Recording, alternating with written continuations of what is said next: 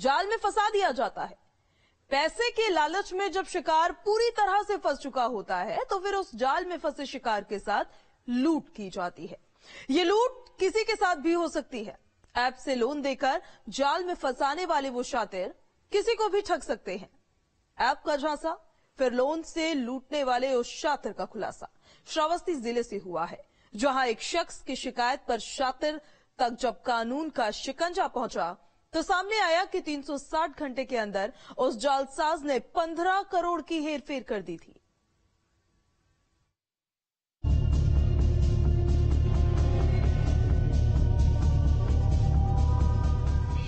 360 घंटे में 4 करोड़ की ठगी।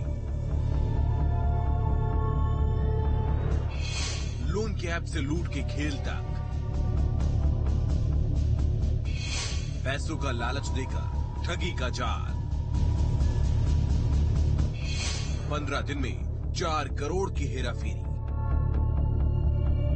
वो पहले सस्ती दरों में लोन देने का दावा करते हैं, कम ब्याज पर पैसे देने का लालच देते हैं। फिर एक बार शिकार जब जाल में फंस चुका होता है तो उसका भरोसा जीतकर उसकी पाई पाई लूट लिया जाता है।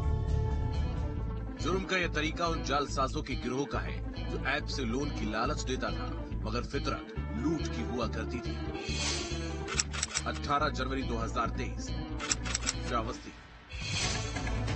चेहरे पर काला नकाब पहनकर अपनी हकीकत छिपा रहे शातिर को श्रावस्ती पुलिस ने 18 जनवरी के रोज गिरफ्तार किया।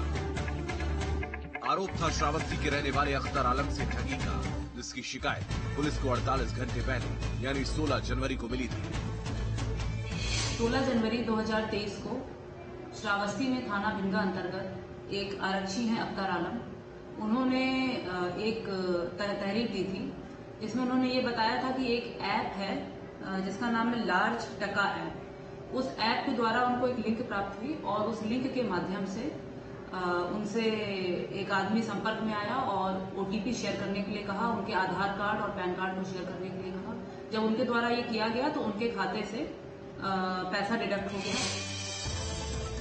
लार्ज टका इजी लोन ऐप, ये नाम उस हथियार का है जिसके जरिए शातिर ने श्रावस्ती के अख्तर आलम को अपना शिकार बनाया।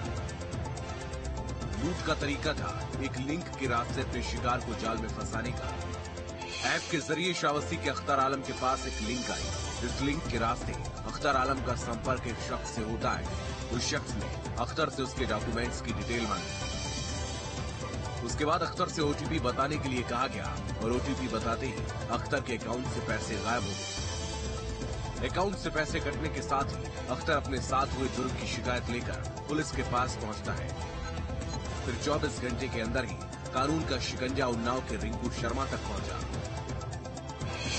इस तारीख पे मुकदमा दर्ज किया गया 420 आईपीसी और 66 सीआईटी एक्ट के अंतर्गत, और 24 घंटे के अंदर हमारी साइबर टीम और थाना भिंगा की टीम ने इसमें एक आदमी को अरेस्ट किया है जिसका नाम है रिंकू शर्मा, जो कि उन्नाव का रहने वाला है।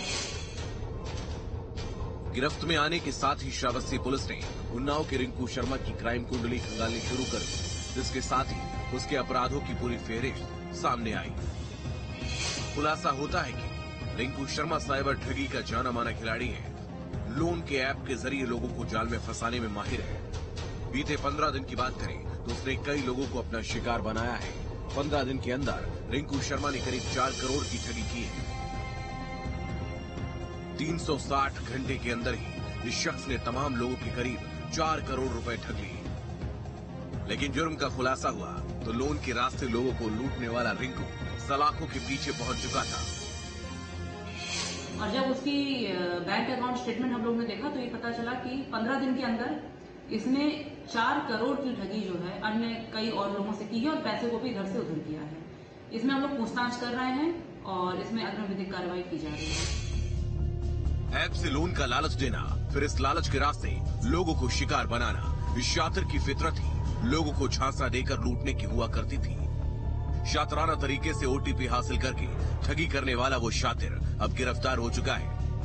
मगर लोन का झांसा देकर लूट का शिकार किसी को भी बनाया जा सकता है, इसलिए ऐसे ठगों का शिकार बनने से बचने के लिए सबसे बड़ा हथियार सतर्कता ही है।